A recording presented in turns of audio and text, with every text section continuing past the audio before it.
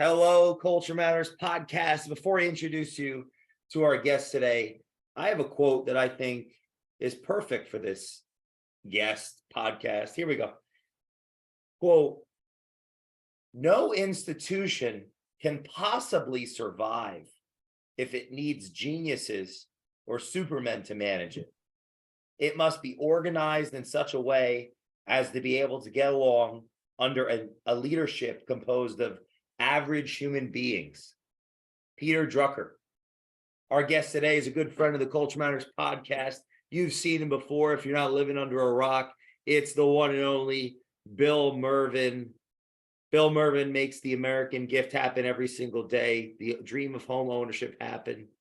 People that maybe are not aware of the value of what equity can do, of what proper underwriting can do to change the trajectory of their economic, socio-cultural, psychological lives. Bill is a good friend of mine and has been a friend for many years.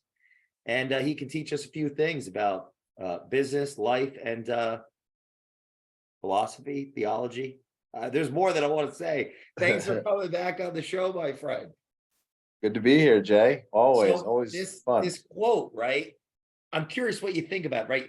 No institution can possibly survive if it needs geniuses or supermen to manage it. It must be organized in such a way as to be able to get along under a leadership composed of average human beings.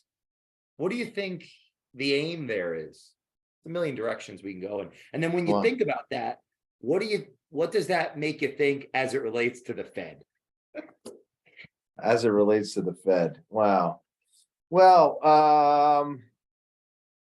geez, that last one, let's take it in chunks, I suppose. Well, I mean, I guess just to the first part, I mean, there's a reason that it's called average, right? Over time, certain institutions, certain teams, certain groups, there's a reason that some people perform at a higher level than others, but there's also a reason that,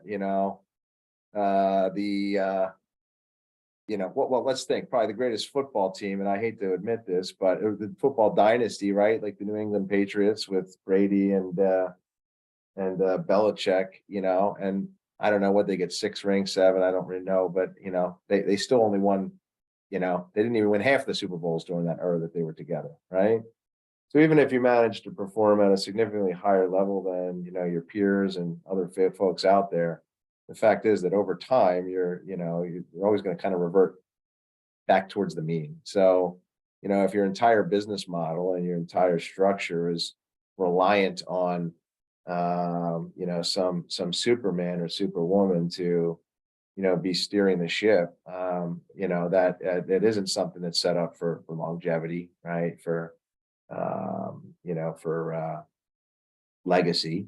And ultimately, the second that, you start reverting back to the mean in terms of whoever might be at the helm, you're going to lose your edge. Whereas if a group of supermen can come together and create principles and create systems and create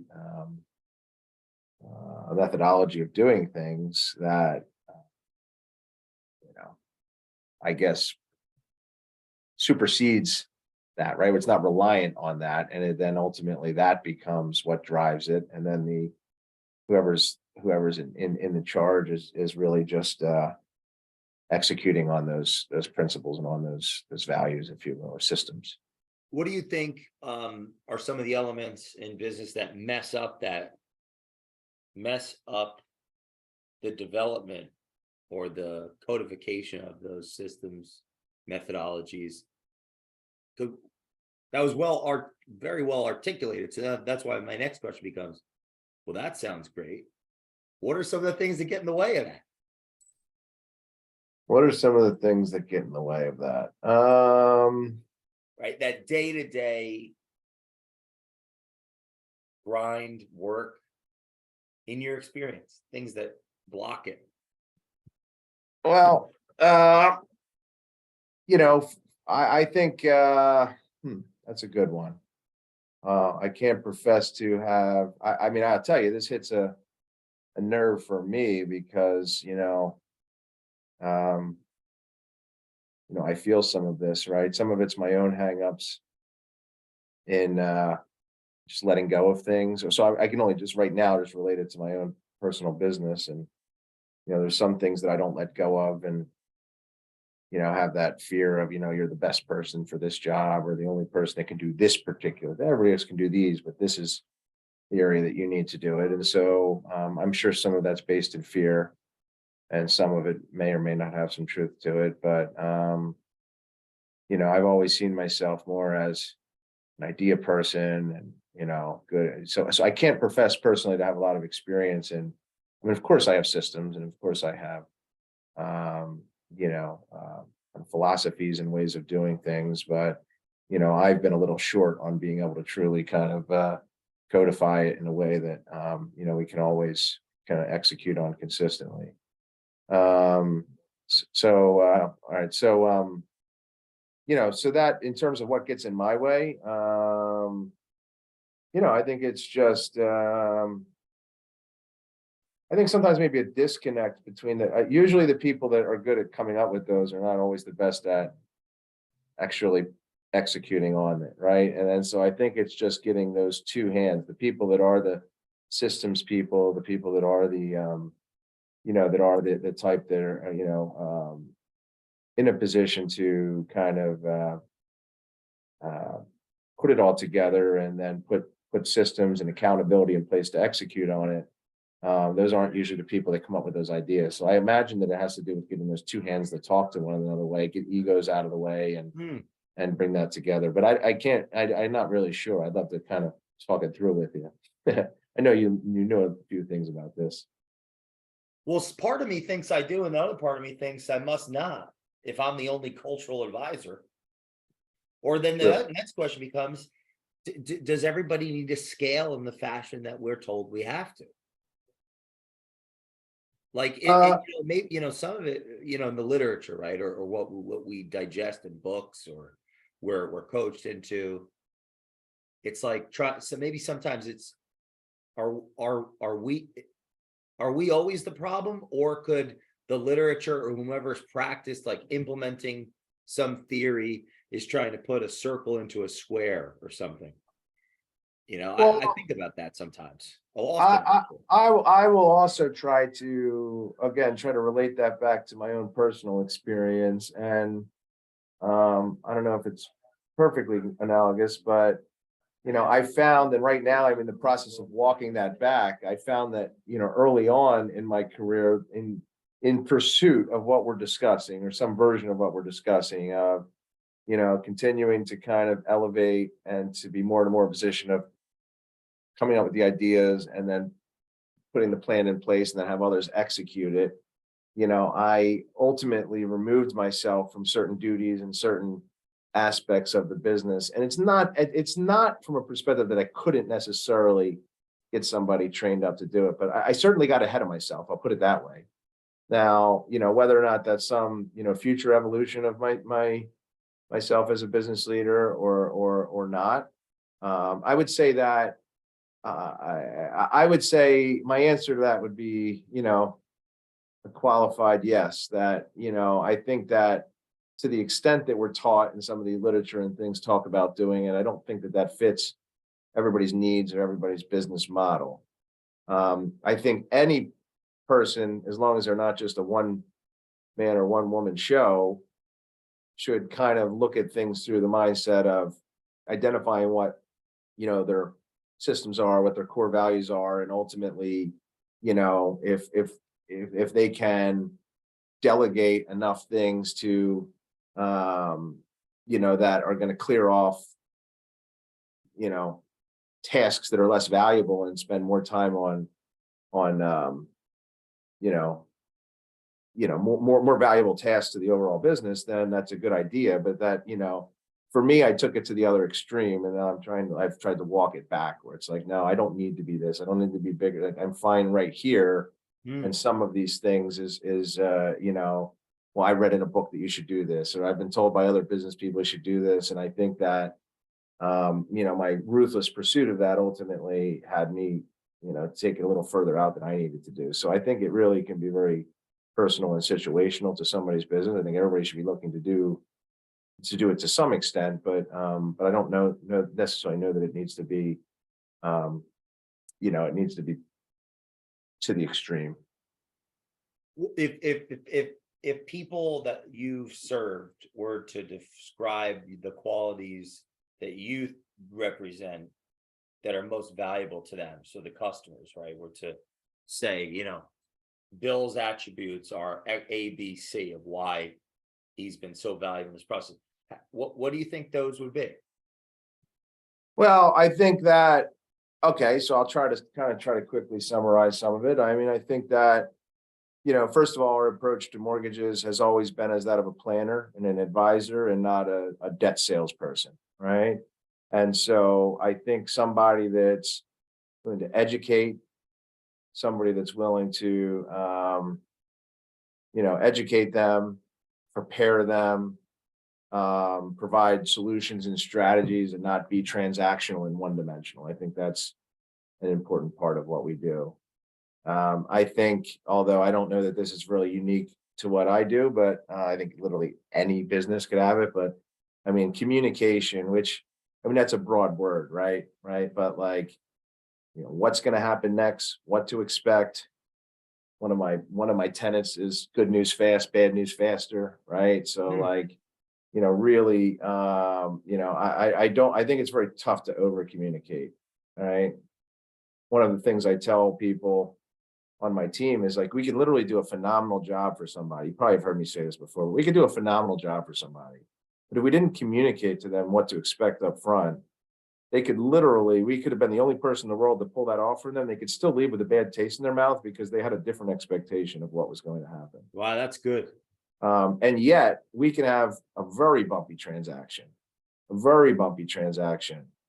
If we kind of told everybody up front, hey, this is tough. We're going to get through this, but we're going to hit some roadblocks. We're going to hit some turbulence, right? I need you to hold on to the edge of your seat, but we're going to get you through this. And then throughout it, we're helping manage those expectations and kind of keep that anxiety down. You can have a very bumpy transaction that ultimately you're a hero because of how you communicated with them before, during, and after the transaction. So communication really is really critical. And it's super cliche, but under promise, over deliver. I mean, that's really, our whole model is set up.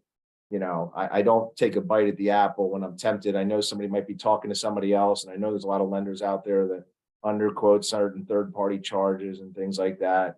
If I lose some business because somebody else threw some shoddy numbers together and you think you're going to save a few bucks, that's not my client. And so, under promise, over deliver. Again, as much as it gets overused, it's just Why? What do you think? What are your thoughts around over promise, over deliver? Is that oxymoronic? It's funny. I've heard that take on it, and I think that I don't think it has application to. Okay. I think when it's if we're talking about, I'm going to get this closed significantly faster than everybody else, you're going to get great guidance and if I'm talking about those types of things that have deliverables that I could promise big and deliver on big. Yes. So I do think that actually is a great kind of spin or kind of slight tweak on that old adage. Where I'm talking about it most frequently is in relation to numbers, estimate, how much cash you're going to need, monthly payments, and things like that. To the extent that there's not really a way to overpromise that. So that's the context I was using in here. So, in reference to that context, is there a risk if one's not living that value of them misguiding a borrower or a customer? Oh, well, let me tell you this, and it's funny. Let me tell you what you want to hear, not what you need to hear, kind of thing. There's a fine line between. It's funny. You're writing some. I mean, it's you can imagine some of the things that I share with folks because you're actually, you're saying a lot of the things indirectly that I tell people all the time, right? Which is, I say, most lenders take the approach of telling you what they think is going to get a yes, right?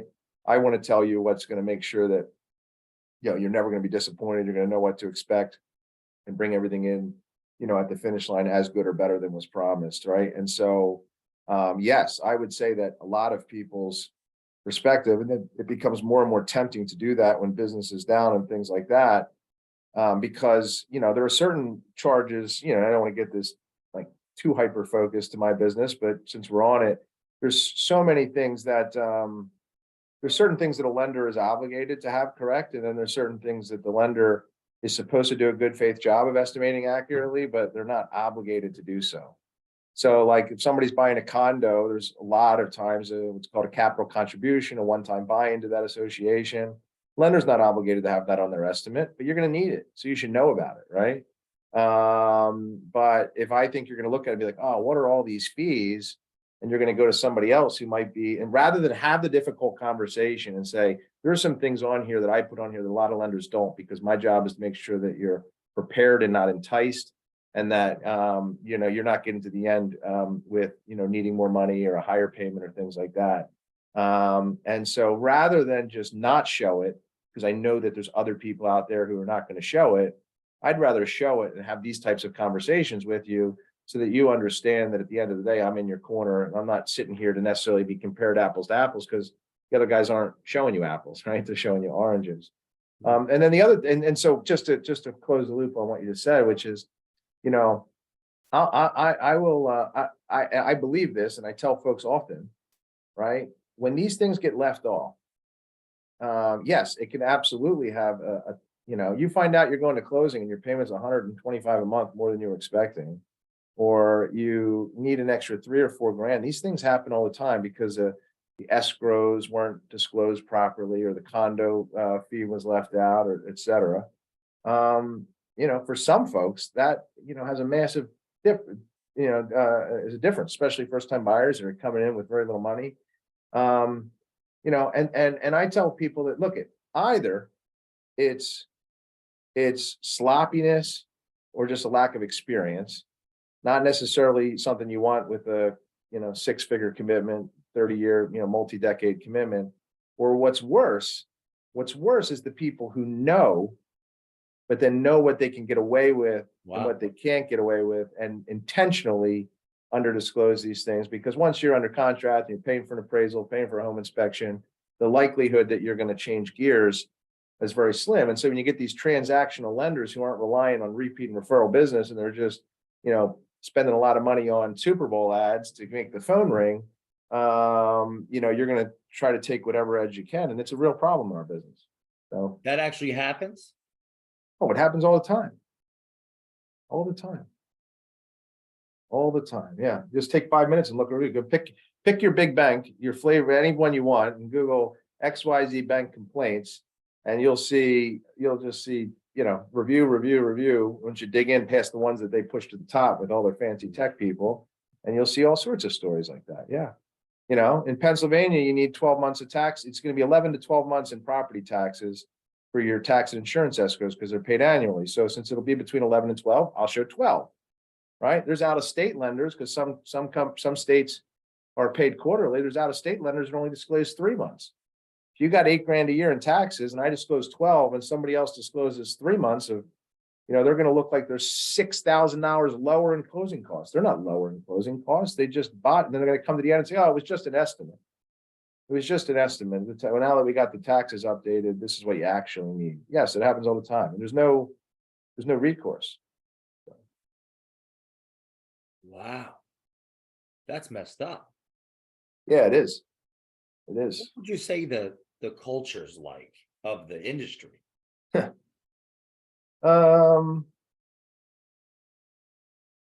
What's the culture like? Man, it's a mixed bag. I mean, generally,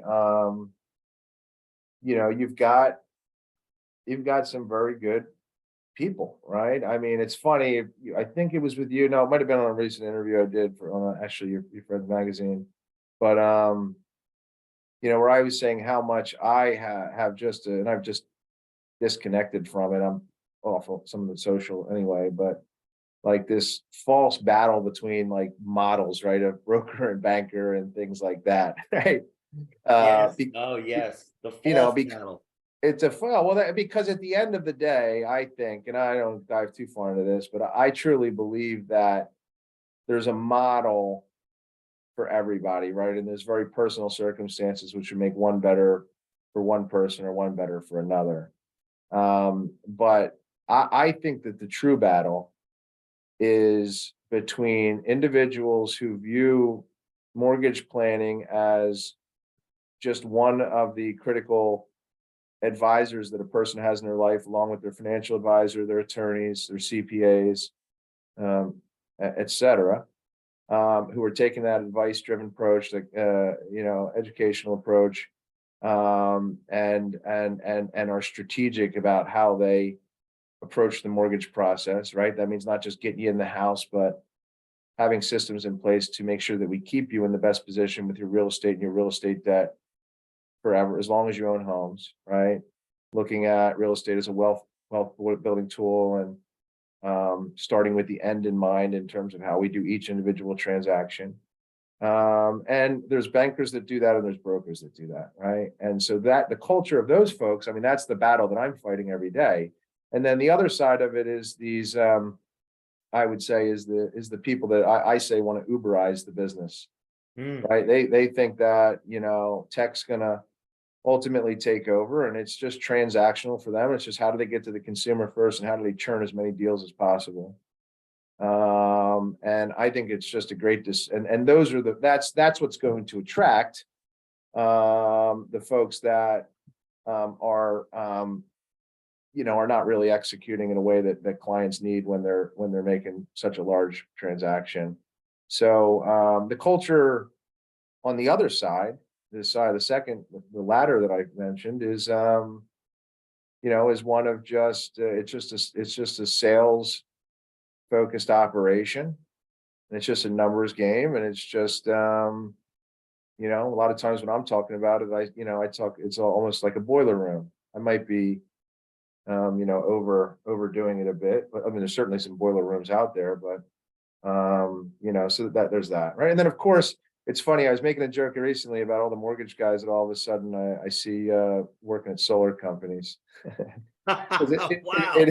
It is a business that when it's booming can attract can be lucrative, and so it sucks in anybody that's ever had any experience doing sales, and those people come in and churn some deals, and then when the market gets tough, they find their way out. No offense to my friends in solar. So there's some of that too. So it's an interesting bag, but there's a lot of good folks in it that are fighting the fight. What are the rates today range? Upper sixes, generally speaking. Now, in that type of environment, what's the average amount of families being helped a month by people in the space, roughly, or how much has it dropped? I'm curious about all that. I mean, I haven't looked at the industry data in a couple years. I mean, like 2017, 18, 19, I think the numbers was ranging. You'd be shocked.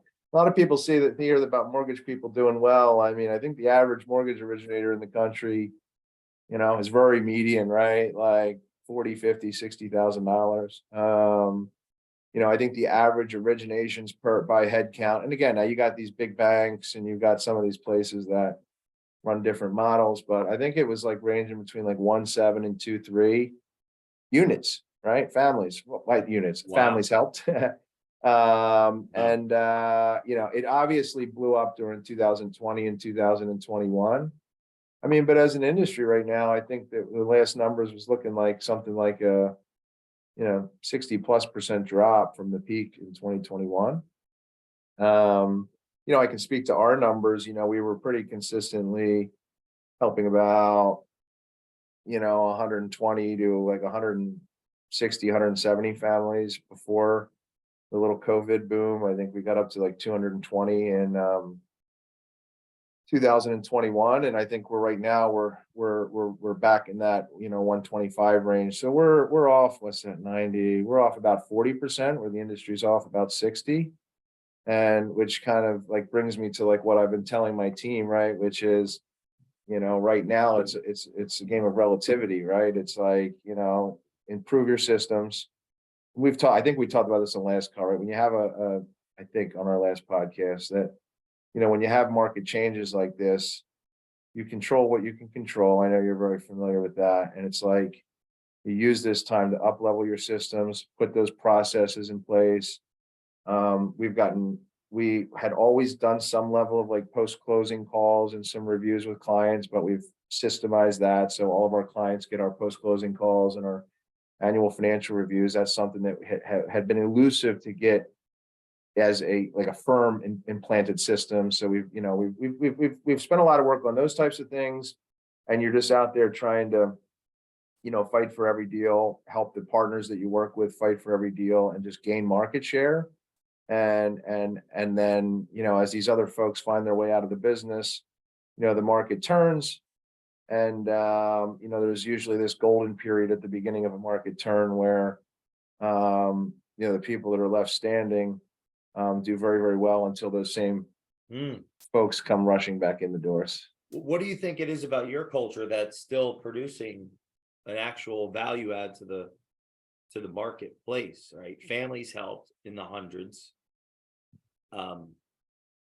You have business. I think it's the things that I taught, it's not, it's one of those things that's weird to say about yourself, but our constant feedback, usually, if we talk to somebody who's talked to other lenders, I sometimes like that better, right? Because, it's like they're reading out of a pre-K, bedtime story book, and, we're talking a different language, right? Most lenders, what's your credit? What's your income? How much money do you have in the bank? Here's your pre-approval letter. Here's a pat on the back, and let me know when you find a house, right? So, there's things that we'll talk about during our consultations that is just doesn't get discussed, unfortunately, with lenders, right? Like, hey, forget what we can get pre-approved. Let's talk about not what we can do, but what we should do, right? Let's talk about the psychology. Let's talk about why you shouldn't be afraid to buy in this market, right? Like, if you're out there and you got one toe in because you're seeing all this stuff on Yahoo Finance and you're seeing all this information, it's making you scared, you're wasting your time, right? So let's either decide that now's not the right time, or let's help you get comfortable with what it is. So you can go, like, that's not part of what a mortgage lender does typically, right? It's like, and so I think it's the culture. Would you say more surface level or aesthetic conversation is what most people do. Yeah, yep. Yeah, it's just, yeah, that's one way to put it. Yeah, it's just, they just follow the little prompts on their screen. They ask the questions that they're supposed to ask. It spits out at them, they've been told like one way of doing things, and they spit it out, and it's just, they're order takers. They're there to execute the loan. The amount of times I've come in and somebody's making a totally terrible choice because it's the standard way of doing things, and not one person has felt the need or the ability to challenge that person on, well, I understand that this loan's for you and I'll do it the way that you want. Why are you putting 20% down to avoid mortgage insurance and taking money out of an account that you're going to pay capital gains on, and you're going to lose your investment? And you've just been telling me that it's been growing at 8% a year. Wow. And you want to avoid mortgage insurance, but not one person. Oh, well, this person's got 800 credit and they make a lot of money. Okay, well, they're making a bad choice. Like, they're afraid to challenge folks, and or they don't have the handle on the business enough to be able to make, suggestions like that with conviction.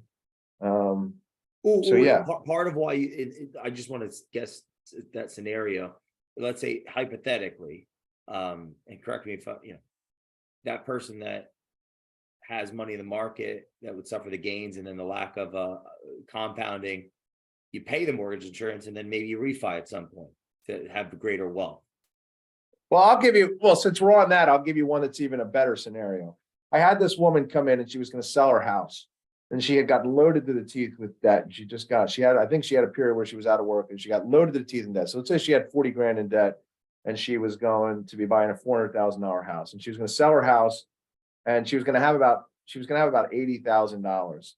And she walked into this big bank who is not very big on FHA loans, right? And the old saying goes that to a man with a hammer, everything looks like a nail, right?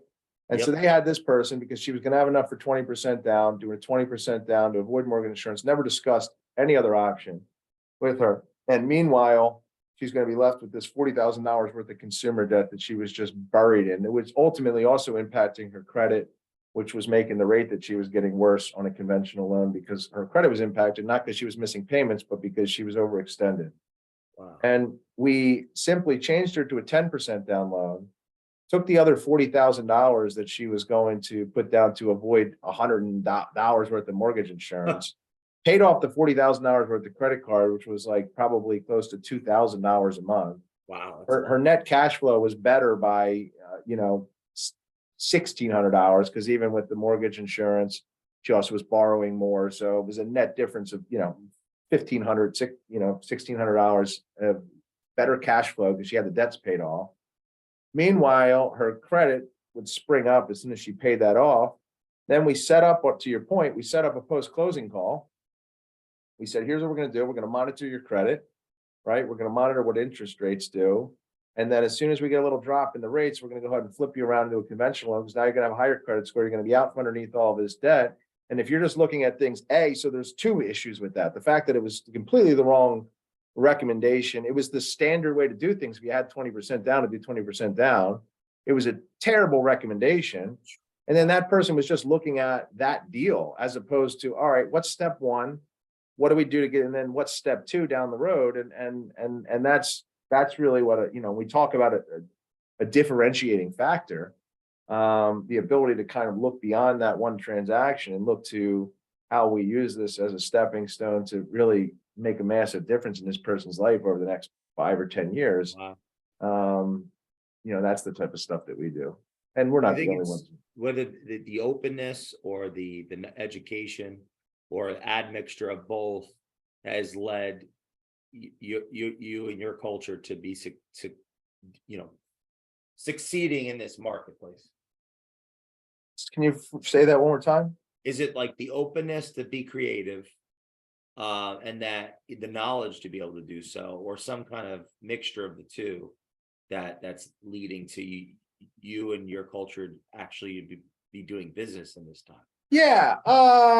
I'm sure it's a combination of both. I have a little background in financial markets and things like that. I mean, I can't say that everybody, you have to have the knowledge, right? Because otherwise, if you don't have the knowledge, you're just dangerous, right? Somebody, I'm sure you can imagine some scenarios where somebody knows, if you don't know any of the stuff, then you're just going to stick to what you know, which isn't great, but at least what becomes problematic is somebody who heard somebody else do this one thing, or, oh, here's this one idea or strategy I heard somebody put in place. And if you don't have enough of a grasp on, the underlying principles and the underlying fundamentals, then ultimately, then you're just regurgitating things that might be a differentiator and make you sound smart, but you're not necessarily applying it at the right time. But I think that, I do think there's a vacuum in leadership within our industry. I think real estate and mortgages have gotten so focused on recruiting and away from like the bread and butter of what we do to be good originators and to be good advisors that, because I don't think that people just intuitively pick these aren't things that you could do this business for 20 years and not learn these things if you don't ever have anybody that opens your mind to that as actually the role of what we're supposed to be doing.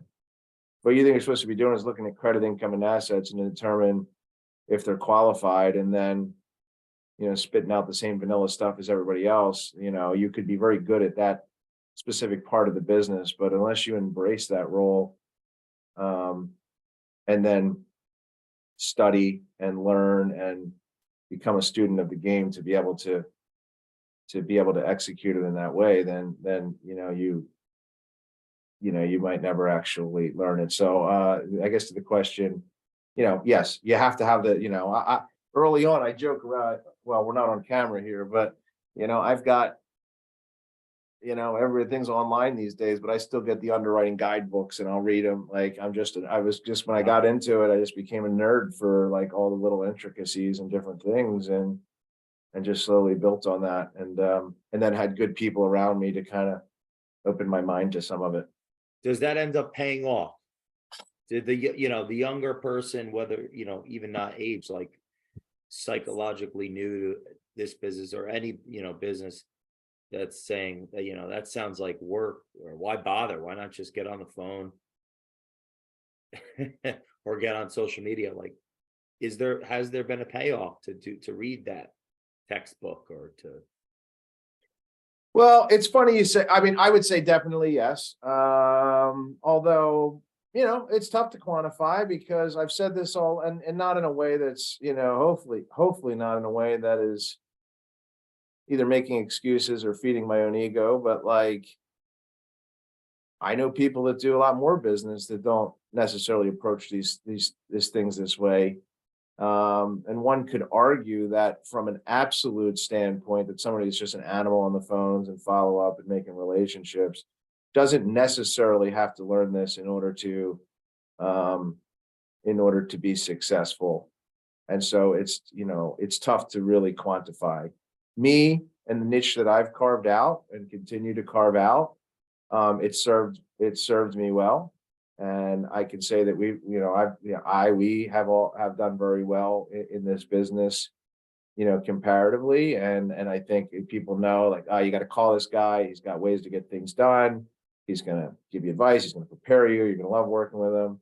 And so it served me well from that standpoint, but it's tough to gauge whether there could be other activities that from like a sheer income or revenue standpoint would be as good or greater. But for me, it feels out of alignment, because it's not, I think that the end result ultimately will be making more money personally. But I just feel it's what I'm like, it is, I don't want to seem overly dramatic, but when I talked about that, like, I feel that this is the role of what a mortgage professional should do. And I feel when people are not getting this, that they're being underserved.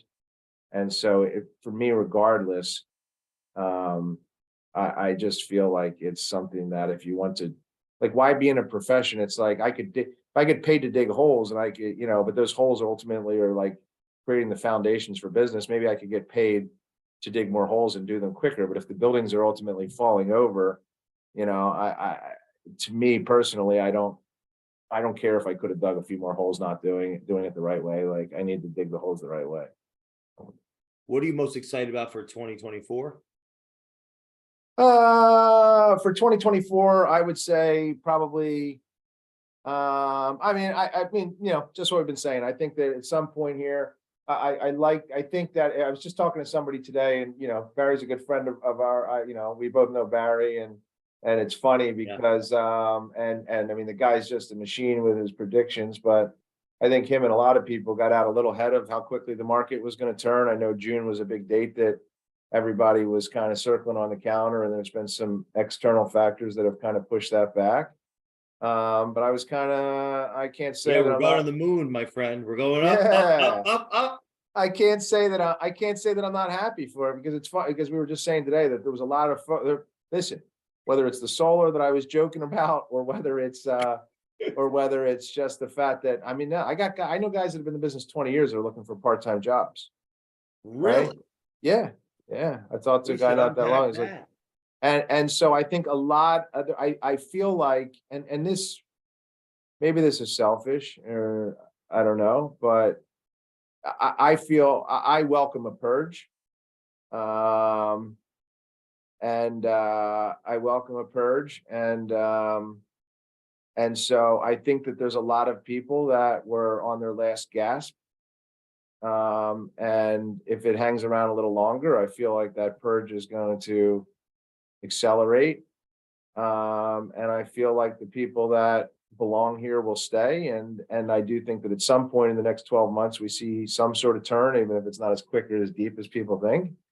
And I think the fruits of the last 18 months of mucking through all this and, and continuing to keep the eye on the long-term prize and improving systems and doing all the things that we're trying to do are going to pay off. So I guess that's what I'm How excited much about. is it a psychological battle of the people in the industry? Because if consumers are buying, there's low inventory, so there's demand, then how much of it is just psychology of the middle people, psyching themselves out? Like, what does the consumer really care if they're used to, or if meaning they need a home, they want a home, can they actually afford it based on their own P&L, like life P&L? Then how much of it is a battle of the professional with themselves? And then I guess I want to take it further, what you said earlier about that surface level conversation. If I'm an order taker, and I don't think I'm an order taker, but I'm an order taker because I don't go deep enough into the person's personal P&L. If my psychology is used to 2 or 3% rate, I might project that 6 or 7 is too high for my customer, because I'm not asking deep enough questions to find out what they're worth or what they can afford. Oh, well, yeah, I mean, there's so much to unpack with what you just said in that one little excerpt there. I don't know if it'll directly address. I'll say psychology is absolutely critical, right? And I don't think that people realize they project it. And I'll just use one example that I always reference, where, like, early on, well, most of the stuff's done online these days, but early on in my career, I would often get told no when asking for a social security number. Right? Which, it's like, you're calling me to ask me for money, but you don't want to give me your social security number. And that doesn't happen anymore. Although, again, it's really going online, but even for years before this, before we went fully online, that didn't happen. And it's because, in my mind, even though I would never admit this, I felt unsure of myself, and therefore unsure about whether you would trust me or whether I would bring value to you by providing it. And I would ask it in a way, and I would ask it last at the end, as if it was something I needed to hide from, right? And I think that how we carry ourselves and project ourselves and how we speak ultimately comes across to the clients. And so, yes, if you think home prices are up and rates are up, and oh my God, you got to be crazy to pay this rate with this many points or XYZ, I don't care how good you are at sales, it's going to come across and ultimately impact the client's psychology. If you can speak with conviction about why it is still a good idea and get enough information so that you can make an honest assessment.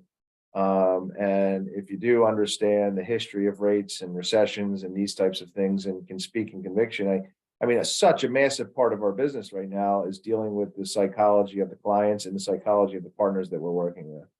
And lots of my conversations are directly aimed at that, right? Because when you go out there, you need to be able to execute swiftly, and without hesitation and without remorse. And if we haven't had those conversations up front, then that's not likely to happen. And then you just get in this, the client, yourself, the real estate agent, all get in this cycle of just chasing your tail. So I would say that's number one. And listen, I will tell you that, right? When you're sitting at your desk and you've got 15 loan apps to get out, even though it's hard work, you get that immediate dopamine hit, right? It's like, I'm going to stay here until I get these all out. Like, you're successful. How do you know you're successful? Because you lock 10 loans and disclose 10 loans, right? Like, you get this, there's this direct correlation between the activities, even when you're working your tail off, the activities that you're doing and the results that you're getting. But you want to see what somebody's really worth. It's when they need to put in that same level of effort or greater, but do it when there's not as easy of a connection between the efforts that they're putting in and the results, right? When you're making 5 or 10 more calls, when you're sitting and, drafting out, your workflow, and you're drafting out various scripts on how you're going to present things to people so that they can be confident, be educated, et cetera. Right. Do that day after day after day with not extra loans in your pipeline, and see if you can continue doing it. And that's really where I think that the winners shine. And so, or you just cut out early because the market's down anyway, and I'll come back and I'll get them tomorrow, like that. So yeah, when you talked about the middleman in this, I think that's, if you're sharpening your game and you're doing the activities, you're going to gain market share. Now the pie is smaller, but if you're grabbing a bigger piece of that pie than your cohorts, and that's continuing to grow, I don't know. That's just me. It's the only way I know how to do things, first of all. And secondly, I think that it pays dividends, but that's challenging. That's really challenging, right? Because, it can get very demoralizing to be doing a lot of activity and putting more work in than you were putting in when you're making twice the money, and to do that day in and day out, trusting that the end result is going to be happy clients and a bigger paycheck in the future for yourself. So if you can push through that, I think that's where the goal is. What do you want to avoid in July and August and September of 2023? What do I want to avoid? I mean, I always want to avoid the same thing, which is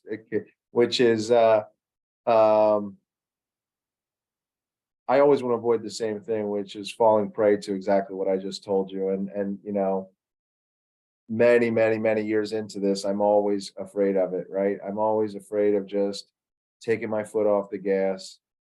I'm always afraid. I think everything in life, in particular in this business, is a momentum game, right? I'm scared of losing momentum.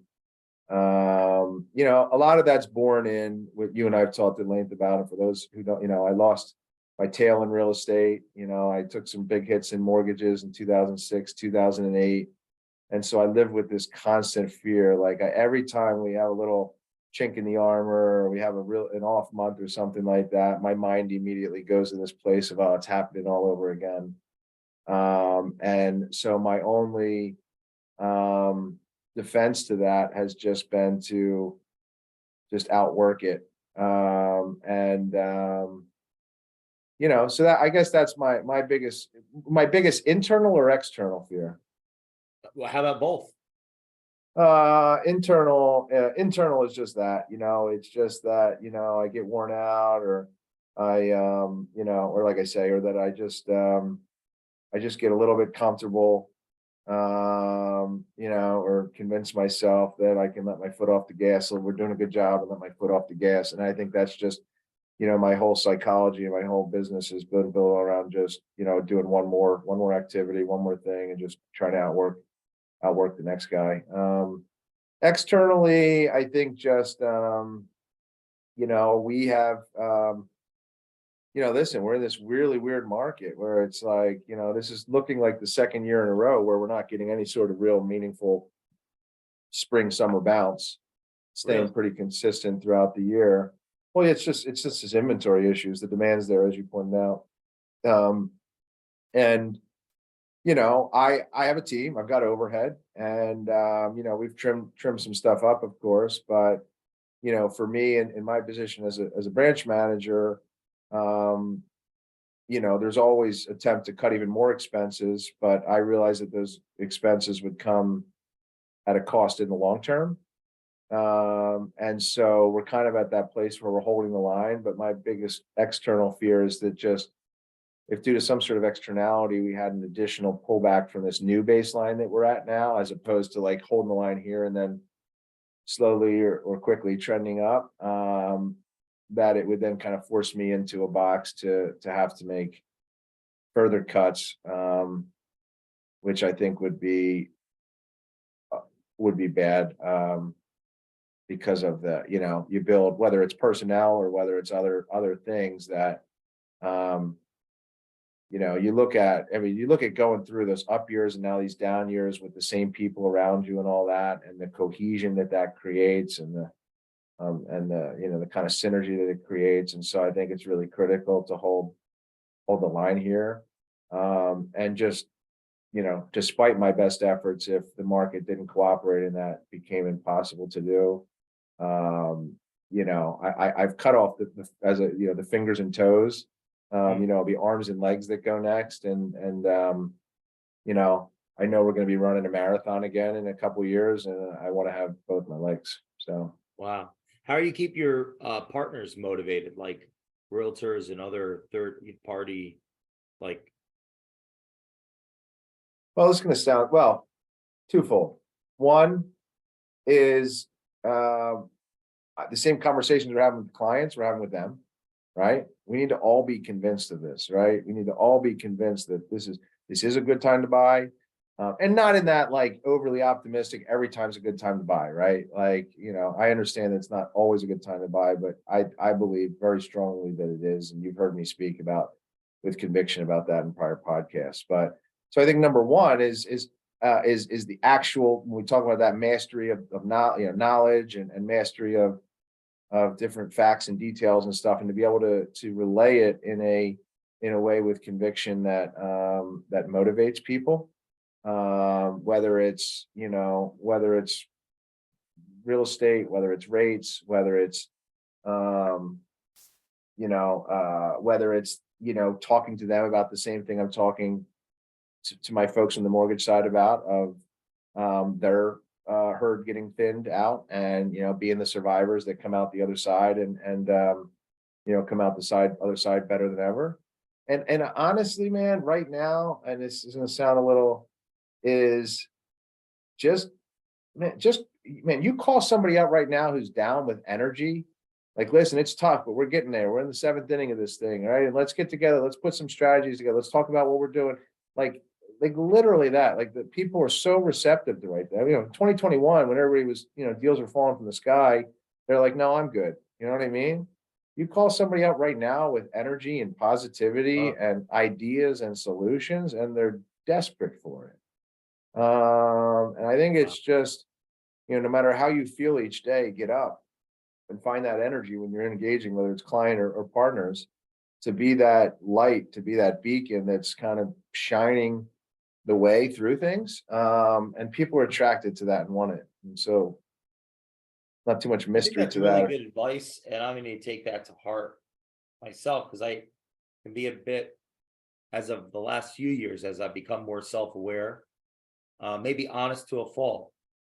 I need to start lying to myself again a little bit. Yes. Yeah, because if you're up 50% per annum over a 5-year period, and you're down this year versus, and I'm talking about myself, so I'll assume I'm down a percentage this year versus last. I'm still fucking crushing it. Yeah. So like, I should tell people, hey, you want to be around me? Yes. Because I win. Yeah. And I've won the game. True. And if you judge me by my peers, I'm the valedictorian already. Yeah. So like, you've just helped me, because like, I'm really listening to what you're saying, and it's like, I'm somebody that people do want to be around, when I'm myself. Yeah. And I think I've even been over literal as of late, like trying to be overly honest, right? But geez, that can really confuse people.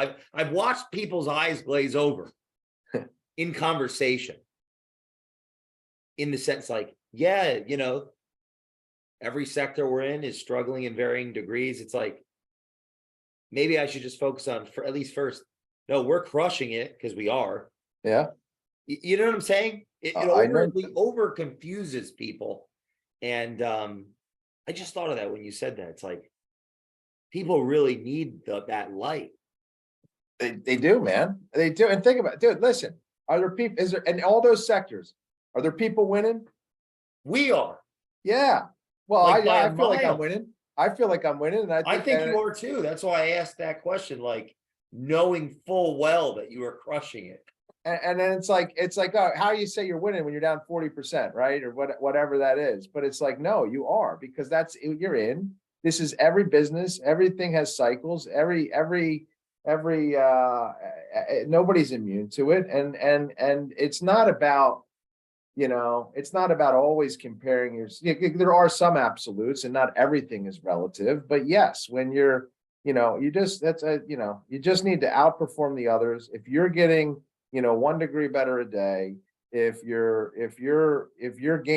losing less than what the other folks are losing, and we know that all of these things are cyclical. And so I don't think it's disingenuous or lying. I think it's just about, and it's not about being this like eternal optimist who, always sees the bright side of everything, right? Like we can have some degree of recognizing challenges, but I think that it's just, taking some time to be in that mindset that, of positivity, of seeing the bright side of things, and ultimately, Well, I become a bit cynical from spending so much time with the secret types because they end up giving such bad service through their confidence. I truly understand the con man psyche now. The confidence man. Yep. Or the confidence person, what have Yep. you. It's like, I don't want to be that person that's so optimistic. They don't actually hear the feedback, like the negative feedback, because they can't handle it, that their service stinks. Yep. I want, that idea of like, don't listen to the critics, don't listen to the haters. Yep. That was attractive to me in my adolescence when I felt like a victim and I felt like not where I wanted to be. That felt attractive. It was alluring to me. And then as I've gained power and authority and influence and exposure to the actual character traits of those that preach that dogma, I'm like, I don't want to be that person that's caught up in that confidence that can't hear the criticism. So trying to battle, walk that fine line of being a glass half full idealist while being self-aware, practical, honest, open. So what are your thoughts on that? Well, I love what you said. I think that, when you said walk the line, right? Like, I think that, if you take this person that's so overly focused on being the realist and I've tried to embrace that, maybe not in this exact context, but like, I've tried to embrace that, like, I'm going to tell you like it is, even if it's hard to hear type of mentality. So if you look at that as the one extreme, and then you look at that, like hype man, we'll call it, I'll use the term hype man, right? Is always like, everything's great, everything's rosy, it's just go, go, go. Which then ultimately erodes credibility because it's then people, eventually it's like the boy who cried wolf. Like we know it's not all roses, right?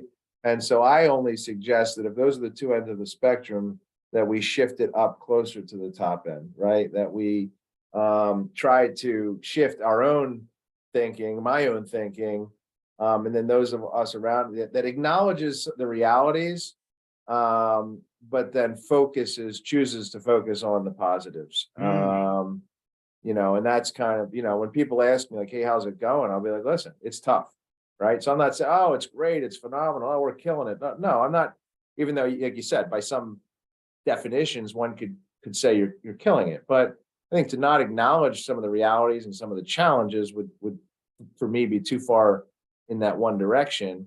But I think that is it to say, yes, things are hard, but here is how we're succeeding and what we're doing.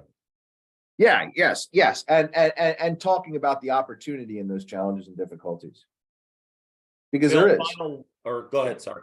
No, because there is, right, and it's not about just trying to spin. There's always opportunity and challenges, right? In fact, I would argue there's the most I've said, and I'll say that, I've said before that the bigger players, the places that have scale and have, the deeper pockets and all, they actually do better. It's harder to outperform them during the better markets, right? Because the status quo sets in. And then once that status quo, things are kind of static, then they can turn on those engines that, some of the smaller players don't have, right? It's in the transition. It's in the challenges and the ups and downs that you can get into the micro of like the day to day and then really outperform, right? Because it's when the seas are shifting and things like that, that somebody that's really tuned in and dialed in can make the most difference and the most separation. Then once those seas settle down and it's like, all right, here's the playing field, then the folks that have the biggest, guns. You just gave me a thought, cultural alignment in a small group correlates with trust, collaboration, communication, openness. Cultural alignment in a large group connotes control, influence, authority, dominance. So that's the correlation. There's exceptions to that when there's proper help.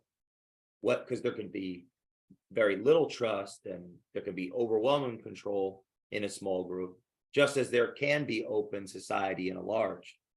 But it's ultimately to piggyback what you're saying, in times like this, David can beat Goliath. Yes, far more. Yes, I think that's a great way to summarize it, which is it's very tough. If we're in this big open field, right, which we'll call the calm seas of a normal market, right, it's more challenging for David, well, outside of the biblical side of things, right, and God being in David's side, but a warrior like David to beat somebody like Goliath when you're out in a big open field, it's like guerrilla warfare in this market, right? That's I think a much better way to put it. Final thought. I love doing this, and let's do it again, man. I mean, we got a lot into my industry type stuff, although I'm quite sure any, types of folks I imagine listen to your podcast can find their own application for it. But as you said in the beginning, man, I just love getting together, chatting, and welcome doing it again. If we're not doing it now, we might as well quit. And plus, I was thinking about what you said earlier about, doing the work when you don't see the reward. I'm thinking, I got to put a number on it. Every time I do these podcasts, it's like, all right, it's worth this much. Yeah. Like, oh, I made 17 grand right now. Yeah. Every podcast, right? You get closer to, like, we all have our metrics. So that's another thing I learned on this podcast with you today. I thought about, like, I should get clear on what a metric of, because, obviously the more people you talk to, opportunities and ththings come together. Yep. And there's a value to anything.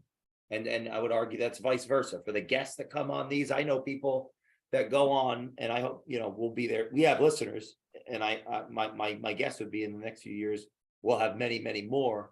But going on a show, that changes people's lives. So I think that was another lesson I took from this conversation, was understanding the metrics and looking at, like, okay, because you said this earlier,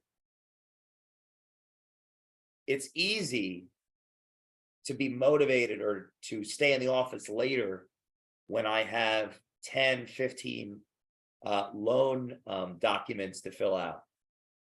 Because, and this is my assumption, that's like a lot of money sitting right there. Like, wow, I'm motivated. It's hard to be in the office till 8 p.m. with none, acting out the behaviors that come before those documents.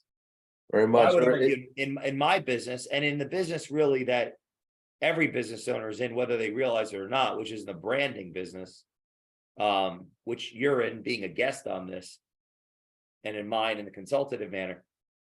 Right now we're in that work where neither of us are getting a check after this conversation, but this is that work that you don't see the fruit for a long time.